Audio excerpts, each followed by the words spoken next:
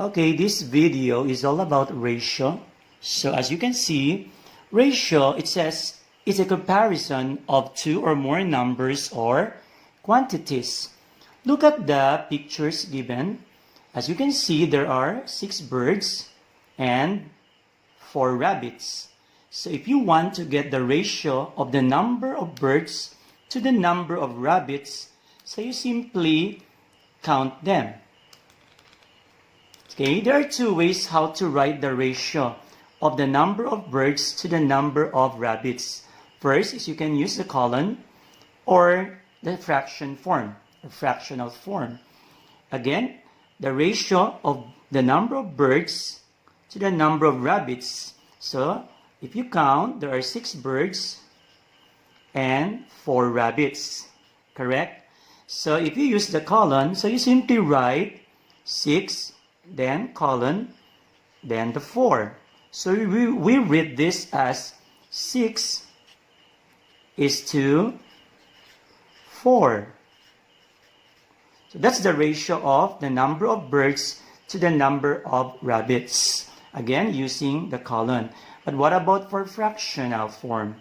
So we just write it as 6 is to 4. We still read this as 6 is to 4.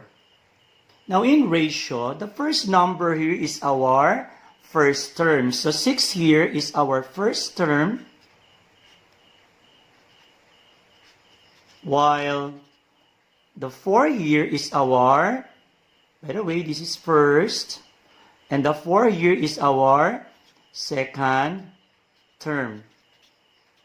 So we have the first term and the second term. Now what if we get the ratio of the number of rabbits to the number of birds? Again, we know the rabbits, the number of rabbits is 4 and the number of birds is 6, correct? So if you want to get the ratio of the number of rabbits to the number of birds, so you simply write 4 because there are 4 rabbits, then the colon, then 6 because there are 6 birds. So we read this as 4 is to 6. Again, 4 is our first term, 6 is our second term. So in fraction, we write that as 4 is to 6. Now let's use 3 quantities or numbers. Look at the picture. Here I have 4 cars, 5 people, and 6 balls. So let's get the ratio of the number of people to the number of balls to the number of cars. So we start with people. Let's count. There are again 5 people, right? So there are 5 people. Then balls, there are 6. 6. Then the cars, 4. So the ratio now is 5 colon 6 or 5 is to 6 is to 4. So here we use 3 numbers or quantities. So the ratio of the number of people to the number of balls to the number of cars is 5 is to 6 is to 4. Now let's proceed with equivalent or two equivalent ratios or lowest term ratio. When we say equivalent ratios, meaning it simply means that the 2 ratios are the same or equal. So there are 2 ways how to get equivalent ratios. Let's start using multiplication. Actually, there are 2 ways I said. One is multiplication, the other is division. So let's start using multiplication. So if I have 1 is to 3, if that is our ratio, so using multiplication, if I'll divide these 2 terms by same number, I'll get their equivalent ratio. So let me multiply this by 2. Times 2 here. So 1 times 2, that's 2. Then colon. Then 3 times 2, that's 6, right? So if I'll multiply again the 1 and the 3 by same number, here I multiplied them by 2, I'll get 2:6. So we can say that 1:3 is the same as 2:6. So that's one way to get equivalent fraction. So let me use the fractional form. So if I have 3:5, again, if I'll multiply them by same number, I'll get the equivalent ratio. So let's multiply these two by 3. So if we will multiply these two terms by 3, we will get what? 3 times 3 is 9. 5 times 3 is 15. So again, if we will multiply 3:5 or 3 and 5 by 3, we will get 9:15. So we can say that 3:5 is the same as 9:15. So that is one way to get equivalent fraction using multiplication. The other one is, I said, division. So let's use division to get equivalent ratios, or to get equivalent ratio. Okay, let's use the division. Or let's use division to get equivalent ratio. For example, if I have 4:6. So this time we will divide them by same number to get equivalent ratio. Obviously, these two can only be divided by 2, right? So if we will divide them by 2, we will get 2:3. Okay, so we can say that 4:6 is the same as 2:3. Now, look at 2:3. The only number that you can divide them is 1. In that case, you can tell, or you can say that the ratio is in lowest, what? Lowest form. Okay, so like fraction, ratio can also be reduced to lowest form. Okay, so let's have one more. Let's have 5:10. So the only number that we can divide them is 5, right? So if we will divide them by 5, we will get what? 1:2. Correct. So we can say that 2:10 is the same as 1:2. And again, 1 and 2 here can only be divided by 1. So same with fraction, we can say that this ratio now is in lowest form. Okay? Now, how can we check if the two ratios are really the same? So we can use the cross multiply to check if two ratios are the same or equal. Let's go back to 4:6. Okay? So let me change that to fraction form. We said a while ago, 4:6 the same as 2:3. Okay? So let's change them to fractional form. 2:3. So if you use the cross multiply, so you just simply do like this. So multiply the 4 and the 3, then the 6 and the 2. If they have the same product, meaning they are really equal. So 3 times 4, that's 12. Correct. Then 6 times 2, that's 12. So they have the same product, which is 12. So we can say that these two ratios are equal. So they are equivalent ratios. Same with the 5 and the 10. 5:10 is just the same as 1:2. So using the cross multiply 5 times 2, that's 10. 1 times 10 is 10. So the products are the same, which is 10. So we can say that these two ratios are equal or the same. Okay, now you understood the concept on ratio or ratios. So let's apply it in a word problem or word problems. Okay, so let's have the first problem here. Number 1, in a class of 32 pupils, 18 are boys. What is the ratio of boys to girls in simplest form? Again, the ratio is boys to girls. So we have to know first how many boys are there. Okay? The number of boys is already given, which is 18. So we can write 18 is 2. So how to get now the number of girls? Okay, so we simply subtract 32 minus 18. What's 32 minus 18? Yes, that's, again, we subtract 32 minus 18 to get the number of girls, correct? And that is 14. So the ratio of the number of boys to girls is 18 is to 14. Again, there are 18 boys, 14 are girls. If you add this, that's 32 pupils, right? But it says in simplest form. So we can divide this. Divide these terms to get the simplest form. Usually we use the, same with fraction, we use the GCF, okay? The biggest number. So the biggest divisor that we can divide, 18 and 14, that's 2, right? Only, okay, 2. So divide this by 2, you get 9. Divide this by 2, you get 7. So the ratio now in lowest term is 9 is to 7. Easy, right? Okay, let's go to number 2. In the word Philippines, what is the ratio of the number of vowels to the number of consonants? So let's start with vowels. The vowels are the A, E, I, O, U, right? So the vowels here are the I. We have 1, 2, 3, and 4. So there are 4 vowels. I, and the E.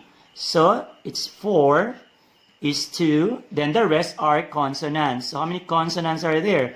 You have the P, H, L, P, P, and S. Let's count them. 1, 2, 3, 4, 5, 6, 7. There are 7. So it's 4 is to 7. So if you notice, 4 and 7, their only common factor is 1. Meaning, the biggest number you can, the only number you can divide them is 1. So meaning it's in lowest term already. So again, the answer is 4 is to 7. So meaning there are 7 consonants, there are 4 vowels. Okay, so let's proceed with number 3. Okay, number 3, let's get the ratio of 5 pesos is to 75 centavos. Okay, this is in peso, this is in centavos. So what will you do? You have to change first the 5 pesos to centavos. Okay, so in 1 peso, there are 100 centavos, correct? So meaning, here there are 500 centavos. So the ratio, so they are now the same centavos. So the ratio now is 500 is to 75. Can you follow? So again, change them both to centavos. Then after that, change them to lowest term. So what do you think is the biggest number or the GCF? Okay, the biggest that we can divide 500 and 75. What do you think? Okay, it's 25. The biggest you can divide them is 25. So divide this by 25, you get what? 20, correct? Then divide this by 25, that's 3. So the answer is 20 is to 3. And if you check, it's in lowest term already. So that's the ratio of 5 pesos is to 75 centavos. Okay, what about for number 4? 3 dozen eggs to 15 eggs. So you have to know how many eggs are there in 3 dozen. Okay, so 1 dozen is 12 eggs. So 3 times 12, that's 36. So this is 36 eggs. So 36 is to 15. That's the ratio. So then, let's change this to lowest term. We can divide them by, the biggest is 3, right? Yes. So if we divide them by 3, we will get 12 is to 5. Then it's in lowest term now. So the answer is 12 is to 5. So that's the ratio of 3 dozen eggs to 15 eggs. What about number 5? Okay, what about number 5? The ratio, what's the ratio of 3 is 350 cm is to 5 meters or m. So let's change first the 5 meters to centimeters. So 1 meter equals to 100 centimeters or cm. So meaning in 5 m, there are, yes, 500 cm. So the ratio now, so they are now the same, cm, cm. So the ratio now is 350 is to 500. Then we will reduce again this to lowest term. So again, think of the biggest number you can divide, 350 and 500. So what's the biggest number or the GCF? It's 50, right? Yes, that's the biggest you can divide both numbers here, or the GCF is 50. So divide this by 50, that is what? 7? Yes, 7. Divide this by 50, you get 10. So if you notice, it's in lowest term now. So the ratio of this is 7 is to 10. Okay, let's have number 6. Ratio of 3 minutes to 50 seconds. So this is in seconds, this is in minutes. So let's change this to seconds first. So 1 minute equals to 60 seconds, right? So what about if there are 4 minutes? How many seconds are there? So just multiply 60 times 4, and that is 240 seconds, correct? Okay, so 4 minutes is 240 seconds. So this is 240 is to 50. So they are now the same, seconds. Then we will reduce them to lowest, or we will reduce the ratio to lowest term. So again, think of the GCF. What can we divide 240 by and 50? The GCF is 10, correct? The biggest you can divide them is 10. So let's divide them by 10. So divide this by 10, you get 24. Then this becomes 5. So it's in lowest term now. So the answer is 24 is to 5. Okay, number 7. 2 years to 42 weeks. So we have to change 2 years to weeks. Then, if possible, reduce to lowest terms. Okay? So how many weeks are there in 1 year? 1 year has 52 weeks, correct? What about 2 years?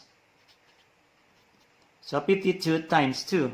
That's 104 weeks. So this is 104 weeks. So the ratio now is 104 is to 42. They are now both in weeks. Okay, so then reduce the lowest term. Okay, the biggest you can divide them is 2, right? So divide this by 2, that's 52. Am I correct? Yes. Divide this by 2, you get 21. It's in lowest term already, right? Okay, so the answer is 52 is to 21. For number 8, how can we simplify the ratio 1/3 is to 3/5? Okay, so first, let's change this to fractional form. So we can write this as 1/3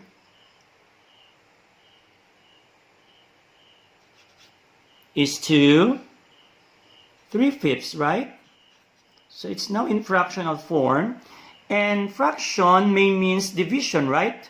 So we can write also this as 1/3 divided by 3/5. Do you agree? Again, fraction. This is in fractional form, and fraction may means division. So 1/3, this is just the same as 1/3 divided by 3/5. Then let's divide 1/3 divided by 3/5. So 1/3, we just copy the first fraction. Then if we change this to multiplication, we get the reciprocal, which is 5/3. Then we multiply, right? So let's multiply. 1 times 5, that's 5. 3 times 3 is 9. So the simplest form of this is 5 is to 9. Or if we use colon, that's 5 is to 9.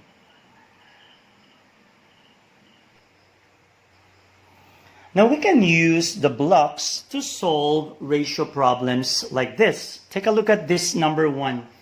In a box, the ratio of the number of red balls to the number of blue balls is 1:3. So it says red to blue. So the 1 here represent the red balls, then the 3, the blue balls. So let's write red, 1 block, then the blue, the 3 blocks. 1, 2, and 3. There. So the ratio is 1:3. It says if there are 36 balls in the box, meaning these 4 blocks is 36. So how many balls of each color are there? So since there are 4 equal blocks, so we just simply divide this by 4, correct? Do you agree? So what's 36 divided by 4? Yes, that's 9. So each block represents 9. So now you can see how many red and blue balls are there. So for red, we have, yes, 9. What about for blue? Blue is 9 plus 9 plus 9, or 3 times 9. That's 27. So there are 27 blue balls, and there are 9 red balls. Easy, right? Okay, let's have the last one. Okay, number 2. Okay, let's have number 2 problem, still using the blocks. Mary, Irene, and Lorraine shared a certain amount of money in the ratio 2:3:5. So let me write first their names. Let's say Mary, Irene, and Lorraine.